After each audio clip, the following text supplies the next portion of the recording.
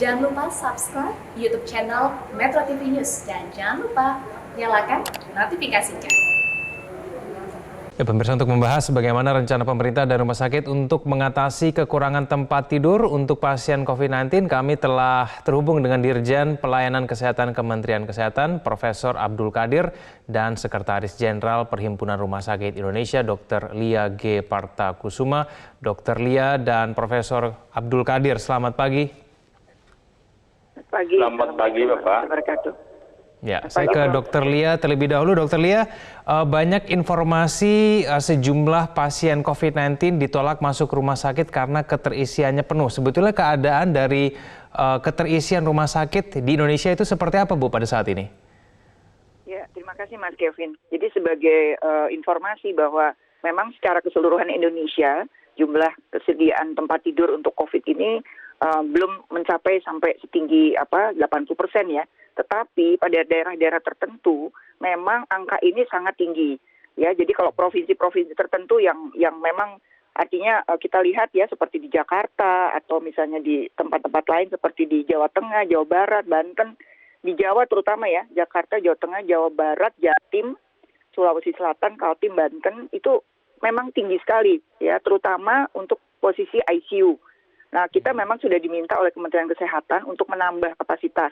Untuk tempat tidur isolasi biasa, kita diminta untuk menambah sampai 40% dan untuk ICU sampai 25%.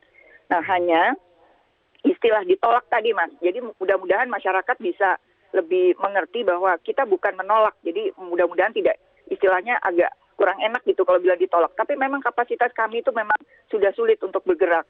Kalau memang dilihat, dibuka di dalam aturan, kelihatan bahwa masih ada, tetapi kan pasien itu berbeda-beda, belum tentu sama. Kalau dia punya komorbid tertentu, tentu SDM yang dibutuhkan itu adalah sesuai dengan fasilitas di rumah sakit masing-masing. Nah, jadi dengan kondisi kita harus mengatur mana-mana kamar yang bisa sesuai dengan pasien tersebut. Jadi mudah-mudahan masyarakat tidak salah arti bahwa itu bukan menolak, tetapi memang kami sulit untuk mendapatkan tempat tidur yang sesuai dengan kondisi pasien tersebut. Baik, Kira-kira begitu. Dr. Lia, untuk daerah-daerah yang menurut Anda keterisiannya cukup penuh ya, itu bisa mencapai berapa persen, Bu? Dan daerah mana, Bu, yang paling tinggi tingkat keterisiannya? Ya, kalau tadi sudah saya sampaikan bahwa memang itu tergantung dari penambahan jumlah kasus ya per provinsi. Dan tiap hari bahkan itu berfluktuasi. Jadi kalau dari angka tanggal 17 kemarin kita lihat bahwa memang tertingginya masih Jakarta. Ya, kemudian ada Jawa Tengah dan Jawa Barat. Ini tentu sesuai dengan mobilisasi dari pasien-pasien tersebut. Apalagi kita tahu bahwa sekarang sudah mulai masuk kembali ya, sebagian sudah masuk kerja dan di tempat-tempat ibu kota ini adalah tempat di mana yang terbanyak orang tersebut akan mulai bekerja. Biasanya perusahaan-perusahaan atau kantor-kantor mereka melakukan screening. Nah, dengan adanya data, dengan adanya screening, tentu angka positif juga bertambah, sehingga itulah akan membuat angka positif serta penempatan tempat tidur ini makin tinggi di kota-kota tersebut. Baik. Di provinsi tersebut. Ya. Baik, Profesor Abdul Qadir, dengan tingkat keterisian kita yang semakin penuh dan penambahan kasus positif secara nasional ini di atas 11.000, tanggapan dari Kementerian Kesehatan seperti apa?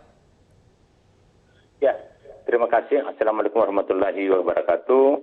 Jadi memang kita melihat bahwa eskalasi kasus ini semakin meningkat. Ya, kemarin tadi sudah sampaikan bahwa kemarin sudah mencapai 907.929 kasus. Dengan kasus aktif adalah 145.482. Jadi kita yang harus berpatokan pada kasus aktif ini. Dengan adanya kasus aktif 145.000, artinya apa? Asumsi kita itu sekitar 30% itu membutuhkan ruang rawat inap. Karena tidak semua kasus aktif ini masuk opname. Oleh karena itu kita keluarkan satu aturan. Yang pertama adalah bahwa untuk teman-teman kita, saudara-saudara kita yang kebetulan terkonfirmasi positif tanpa gejala misalnya, atau misalnya gejalanya ringan, maka kita harapkan mereka itu cukup dilakukan rawat isolasi mandiri, misalnya terpusat yang disiapkan oleh pemerintah, apakah di Wisma Atlet, ataukah mungkin bila fasilitas rumahnya tersedia, maka di rumah masing-masing. Yang paling penting bahwa dia diisolasi mandiri seperti itu. Yang kedua adalah kita harapkan bahwa rumah sakit juga ini dengan mengimplementasikan Permenkes 413, di mana di dalamnya sudah ada panduan tentang bagaimana perawatan pasien di rumah sakit. Jadi pasien-pasien misalnya yang sudah terkonfirmasi positif, yang gejalanya sedang, kemudian dilakukan perawatan selama 10 hari. Maka setelah gejala-gejala hilang 3 hari tanpa pemeriksaan swab itu langsung dipulangkan ke rumah dengan pertimbangan DPJP bahwa tanpa komorbid maka dipulangkan. Sekarang apa yang dilakukan oleh Kementerian Kesehatan melihat adanya peningkatan kasus seperti ini? Yang pertama tentunya kami meminta kepada semua rumah sakit di seluruh Indonesia melalui Persi misalnya untuk melakukan conversion bed. Conversion bed ini artinya apa? Dalam waktu singkat ini kan emergency.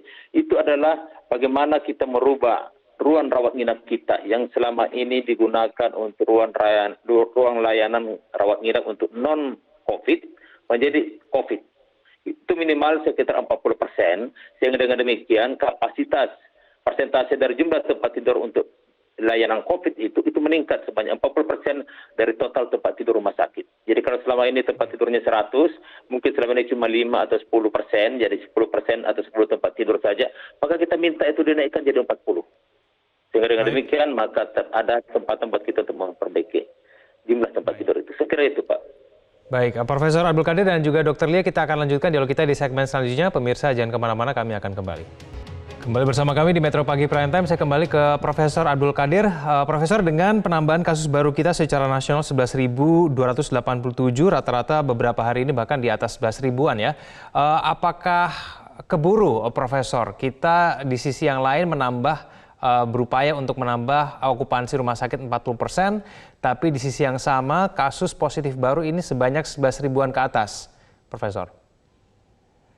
Ya, terima kasih. Jadi tentunya dengan semakin meningkatnya jumlah kasus dan kematian yang terus meningkat, maka tentunya langkah yang kita ambil di samping melakukan penambahan tempat tidur dan juga konversi tempat tidur di rumah sakit, maka kami memerlukan perluasan dan peningkatan akses bagi pasien untuk memperoleh penanganan COVID-19 ini. Di antaranya tentunya kita mengharapkan pendirian rumah sakit lapangan, pendirian rumah sakit darurat di beberapa provinsi, terutama provinsi-provinsi, kabupaten dan kota yang masuk dalam zona merah atau maupun kuning. Ya, kita harapkan tentunya selain rumah sakit darurat, saat ini juga Kementerian Kesehatan telah melakukan upaya dengan membuat isolasi terpusat di hotel ataupun asrama untuk kasus ringan dan bekerja sama dengan berbagai stakeholder, misalnya dari Perhimpunan Hotel Republik Indonesia, seperti itu. Namun harapan kami tentunya dengan adanya lonjakan kasus, justru yang harus menjadi perhatian saat ini adalah bagaimana masyarakat melakukan tindakan preventif dengan tentunya disiplin melakukan 4M. Seperti itu, dan juga masyarakat mungkin mengurangi mobilitas. Saya kira itu yang kami lakukan sekarang ini. Baik, Dr. Lia, permintaan dari Kementerian Kesehatan ini bisa diwujudkan oleh Perhimpunan Rumah Sakit Indonesia? Ya, memang kita sekarang ini sedang mencoba untuk ke arah sana, walaupun belum semua memang 100% untuk bisa memenuhi kebutuhan tersebut, tapi ada beberapa rumah sakit bahkan sampai sudah 60% dari fasilitasnya itu digunakan untuk pasien COVID. Nah, jadi mudah-mudahan kita bisa sinkron seperti tadi Prof. Qadir sampaikan bahwa harus ada berjenjang, harus ada klasifikasi pasien. Artinya mohon masyarakat juga bisa memahami bahwa nanti di emergency atau sekarang ini telah kami lakukan, di emergency itu sangat selektif. Sangat selektif, artinya kami melakukan triase, melakukan diagnostiknya, kita melakukan pemilahan. Mana pasien yang bisa dirawat di rumah sakit. Nah, inilah seringkali juga masyarakat merasa bahwa rumah sakit tidak mau menerima. Padahal kita tentu dengan kapasitas terbatas ini yang bisa diterima itu tentu dengan gejala sedang, berat, kritis. Nah, untuk pasien-pasien yang tidak bergejala atau bergejala sangat ringan, kami mohon kiranya masyarakat bersedia untuk dirawat di rumah sakit, misalnya rumah sakit lapangan, atau rumah sakit yang bukan rujukan tertinggi begitu. Nah, ini yang sehingga di rumah sakit tersebut, di IGD kami terus-menerus melakukan edukasi. Jadi Persi menghimbau edukasi itu sangat penting. Jangan sampai kesan penolakan itu timbul gitu, karena memang kapasitasnya terbatas dan kami harus menyeleksi. Kalau tidak, nanti yang betul-betul membutuhkan akhirnya menjadi tidak dapat tempat seperti itu. Baik, berapa daya tahan tingkat okupansi rumah sakit kita mencermati mengenai penambahan kasus baru ini sudah di atas 11 ribuan, Dr. Lia? Mohon jangan dijawab dulu, kita akan bahas itu usai jeda berikut ini. Pemirsa, kembali kita lanjutkan dialog kita. Saya kembali ke Dr. Lia. Dr. Lia, tingkat keterisian rumah sakit khusus untuk daerah-daerah yang tingkat keterisiannya cukup tinggi, di mana kemudian kasus lonjakan COVID-19-nya juga cukup tinggi, tinggal hitungan hari. Benar demikian, dokter? Ya, artinya kalau kita lihat angka ya, dari trennya, kalau kita lihat dari hari ke hari kan tanggal 17 Januari kemarin angkanya meningkat ya. Belum melihat angka kemungkinan untuk turun. Jadi ya kami sangat khawatir gitu kalau memang tidak dicegah, maka kasus ini akan bertambah banyak dan makin banyak orang yang tidak dapat masuk ke rumah sakit. Nah, jadi yang kita inginkan mudah-mudahan jangan sampai naik terus karena misalnya ya, semua orang kan inginnya misalnya dirawatnya di Jakarta. Bisa dibuka di eksekutif information systemnya DKI, itu hunian dari tempat tidur untuk misalnya contoh ICU yang tadi seperti diceritakan, itu kebanyakan sudah nol gitu. Jadi tidak ada lagi kemungkinan untuk pasien baru bisa dirawat kecuali pasien yang ada sekarang selesai sembuh atau mungkin meninggal gitu. Nah, kemudian antrian di IGD itu cukup banyak. Nah, jadi kami berharap nantinya rujukan itu bukan hanya antar rumah sakit, tapi antar provinsi gitu. Jadi apakah mungkin gitu kalau misalnya kasus-kasus yang tidak dapat ditangani di Jakarta juga bisa dibantu ke provinsi lain. Tapi sulitnya ya tadi DKI penuh, Jawa Barat juga ternyata penuh juga. Maka kami akan sangat senang kalau beberapa Pemda tempat udah menambah, misalnya seperti tadi Bogor menambah rumah sakit darurat dan sebagainya. Sebab kalau kita lihat 192 rumah sakit di Jakarta itu nampaknya sudah makin tipis gitu. Dan terus walaupun kita terus tambah tempat tidur tersebut kan kita juga akan menunggu SDM juga. Jadi sekarang memang percepatan itu dua-duanya. Kita menambah SDM, kita menambah logistik, kita menambah fasilitas yang ada dan kemudian juga sistem kita perbaiki. Nah ini tentu berharap dalam 1 minggu ini harusnya ada penurunan gitu. Kalau makin naik, saya khawatir di Februari nanti kapasitasnya benar-benar nol gitu. Jadi kita sekarang IGD banyak pasien yang mengantri, kemudian ICU penuh kondisinya, dan kemudian hanya tinggal ruang isolasi yang biasa. Artinya tentu yang dengan tanpa gejala yang berat begitu masih bisa dirawat, tetapi juga tidak semua rumah sakit. Baik, Pak Abdul Qadir, dalam waktu seminggu diharapkan penambahan kasus positif ini bisa menurun. Kalau tidak nanti jumlah sisa keterisiannya tinggal 0 gitu kata Dokter Lia. Ini ada kekhawatiran Pak Abdul Qadir bahwa penambahan kapasitas maupun tenaga kesehatan ini tidak mampu menahan ataupun mengimbangi kasus positif yang baru. Kenapa kemudian sejumlah penambahan yang sedang diupayakan pada saat ini jumlahnya agak sedikit tanggung, Pak? Ini rumah sakit darurat di Bogor saja hanya 69, padahal mungkin penambahannya jauh lebih dari itu. Kenapa, Pak Abdul Qadir? Ya, jadi begini, Pak. Salah satu yang kita harapkan sekarang ini adalah perluasan layanan untuk rumah sakit yang melayani pasien COVID-19. Oleh karena itu, di Jakarta masih ada sekitar 61 rumah sakit swasta yang masih kurang atau masih belum melayani pasien COVID-19. Ini kita minta teman-teman rumah sakit swasta itu untuk sekarang membuka semua rumah sakitnya untuk memberikan layanan COVID-19. Itu jalan keluar yang kita harapkan yang pertama. Di samping itu juga kami sekarang ini sementara in progress untuk peningkatan jumlah tempat tidur dan konversi tempat tidur untuk rumah sakit vertikal di bawah Kementerian Kesehatan. Misalnya saja di RSCM akan terjadi penambahan sekitar 150 sampai 200 tempat tidur baru. Di Persahabatan juga demikian. Demikian juga dengan di Rumah Sakit RSPI dan di Rumah Sakit Fatmawati. Itu akan ditingkatkan semua kapasitasnya sampai 40 sampai 50%. Di Fatmawati sekarang malah mencapai sampai 55%. Jadi di Jakarta ini sendiri kita harapkan akan terjadi penambahan tempat tidur, isolasi dan juga ICU itu sebanyak 469 tempat tidur. Itu dengan demikian kita harapkan itu bisa membantu untuk mengurangi atau merelaksasi beban rumah sakit yang begitu padat seperti itu. Tapi harapan kami sekarang ini adalah kami tentunya dengan versi menghimbau dan meminta kepada semua rumah sakit swasta yang ada di Jakarta untuk memberikan layanan pasien COVID-19. Itu yang pertama kita lakukan.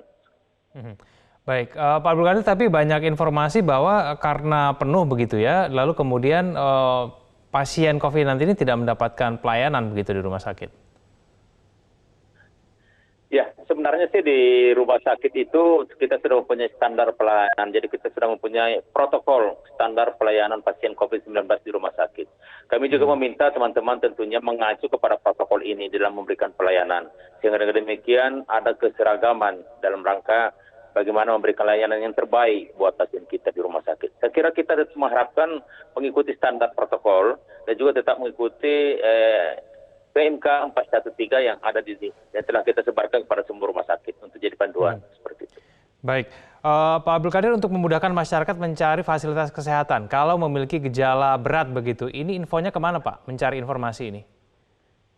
Ya, kita mempunyai suatu sistem aplikasi yang namanya Siranap. Siranap ini adalah suatu sistem informasi yang memberikan informasi kepada semua masyarakat tentang kondisi tempat tidur di semua rumah sakit di Indonesia. Siranap inilah yang jadi acuan kita. Jadi teman-teman bisa membuka dan bisa mendownload program Siranap. Di situ nanti akan kelihatan rumah sakit mana yang masih tersedia tempat tidur. Tapi seperti tadi yang Dr. Lia sampaikan, bahwa yang kita harapkan masuk ke rumah sakit itu adalah pasien-pasien dengan kondisi sedang, berat, dan kritis.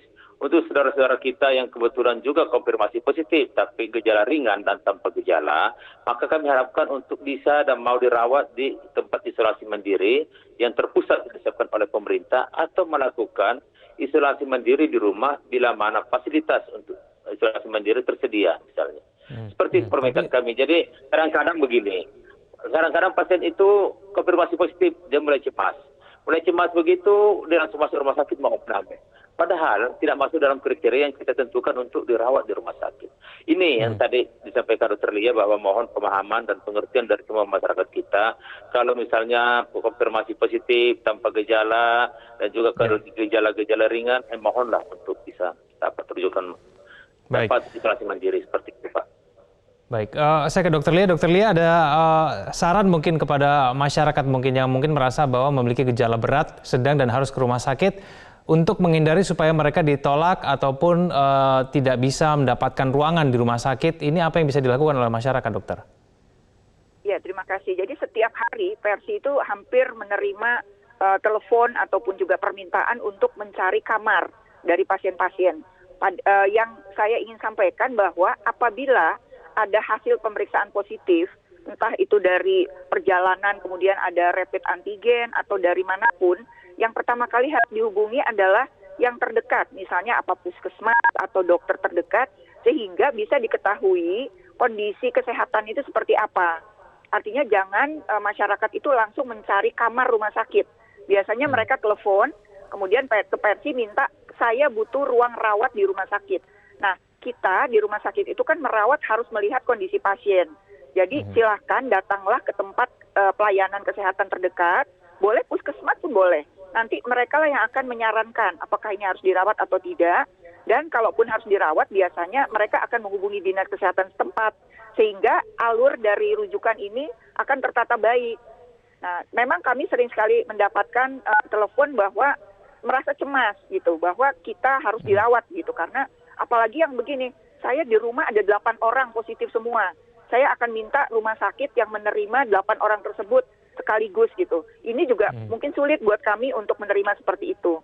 Jadi kalau memang positif, pertama kali harus datang ke dokter untuk bisa dicek bagaimana kondisi pasien tersebut. Ya, jadi itu yang penting gitu. Jangan sampai stres kemudian kemana-mana mencari tempat rawat. Kita menerima kasus, bukan bukan kamar gitu. Jadi jangan mencari ada kamar nggak buat pasien COVID gitu. Ini sering terjadi, bahkan masyarakat sendiri yang telepon ke rumah sakit tersebut. Jadi datanglah dulu ke dokter. Itu inti pesannya. Jadi jangan sampai cemas. Dan satu lagi gini, saya juga memohon, kan Prof. Qadir tadi udah menyampaikan, kita punya pedoman. Kalau misalnya pasien berkepanjangan di satu rumah sakit, kita biasanya setelah tidak ada gejala, 10 hari, 3 hari boleh pulang. Nah, tapi apa yang terjadi di lingkungannya, mereka meminta hasil positif itu menjadi negatif dulu. Sehingga mereka tidak mau menerima kalau pasien tersebut masih positif tetapi tanpa gejala untuk kembali ke lingkungannya. Nah, ini tolong bisa dipahami gitu. Kalau memang tanpa gejala, ya kemudian pada umumnya kadang-kadang memang PCR itu bisa sampai 40 hari positifnya. Tetapi itu sudah bukan merupakan indikasi rawat. Nah, jadi itu yang saya mohon. Dan satu lagi gini, kadang masyarakat ada yang meminta bahwa saya ingin dirawat tapi satu kamar sendirian. Nah, sekarang ini dengan permintaan penambahan tempat tidur, tentu kami akan menjadi lebih, ada satu kamar yang isinya mungkin 4 orang, 6 orang, 8 orang. Nah, itu mohon dipahami gitu, karena kondisi ini kan tidak kondisi normal gitu. Jadi mohon dipahami. Baik, Dokter Lia, ini gejala yang menurut Anda bisa mendapatkan pelayanan rumah sakit itu seperti apa, Dok? Supaya kita bersama-sama mengedukasi masyarakat bisa membedakan gejala mana yang mungkin bisa masuk rumah sakit, mana yang tidak. Ya, jadi intinya kan karena COVID ini pada umumnya menyerang saluran napas, yang paling sering adalah sesak. Itu sesak adalah sebuah indikasi yang memang harus dirawat di rumah sakit. Jadi ada demam pada umumnya, kemudian ada sesak, kemudian juga lelah yang berlebihan. Lelah yang berlebihan itu juga merupakan tanda-tanda bahwa gejala itu akan menjadi lebih berat. Nah, jadi kalau ada pasien yang positif, segeralah periksakan. Dan kalau memang di IGD diminta untuk menunggu, ya kami mohon maaf karena itu adalah salah satu protokol kami. Termasuk akan dicek kondisi parunya, misalnya ada foto ronsen misalnya, dan kemudian pemeriksaan darah yang lain. Dari itulah bahwa kita akan merawat ataupun tidak seseorang akan ditentukan. Kemudian komorbid, nah kan ada yang pasien yang perlu di hemodialisa, ada yang perlu penanganan dokter jantung, ada penanganan dokter penyakit dalam yang lebih daripada dokter paru, misalnya nambah bukan hanya dokter paru, tetapi ada lagi tambahan komorbid, itu juga menentukan di mana pasien ini bisa dirawat. Jadi tidak sama, bukan berarti pasien positif COVID kemudian dirawat di mana saja gitu. Kami tentu harus menyesuaikan dengan kondisi pasien juga. Baik, terakhir Profesor Abdul Qadir, kapan batas waktu yang mungkin diberikan dari Kementerian Kesehatan supaya rumah sakit swasta juga bisa meningkatkan kapasitas keterisiannya supaya betul-betul bisa membuat masyarakat sedikit lebih tenang dalam mencari rumah sakit, Profesor? Ya, jadi sebenarnya sih kami sudah oleh Bapak Menteri Kesehatan sudah mengeluarkan surat edaran nomor HK 0201 bulan tahun 2021 ini tentang peningkatan kapasitas perawatan pasien coronavirus di rumah sakit. Juga kami sudah mengeluarkan edaran kepada semua rumah sakit swasta dan juga melalui asosiasi rumah sakit untuk mengharapkan semua rumah sakit swasta dapat memberikan layanan seperti itu. Ya, ini tentunya kami sudah melakukan koordinasi dan juga sekarang ini respons cukup bagus. Teman-teman kami dari rumah sakit sudah melakukan tindakan-tindakan itu. Ya, seperti itu. Cuma memang kan ini membutuhkan proses. Jadi target kami memang dalam minggu ini semua sudah harus tersedia 1, 2, 3 hari ini ke depan. Seperti itu, Bapak. Baik, 2-3 hari ke depan. Terima kasih Profesor Abdul Qadir dan juga Dr. Lia telah bergabung bersama kami di Metro Pagi Prime Time. Selamat pagi.